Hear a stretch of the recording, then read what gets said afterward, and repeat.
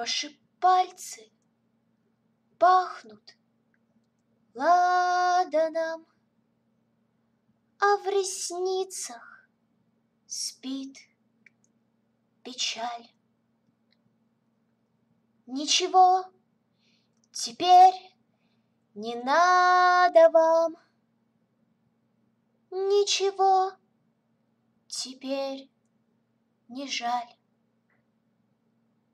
И когда весенней вестницей вы пойдете в дальний край, сам Господь по белой лестнице поведет вас прямо в рай. Ваши пальцы пахнут ладаном,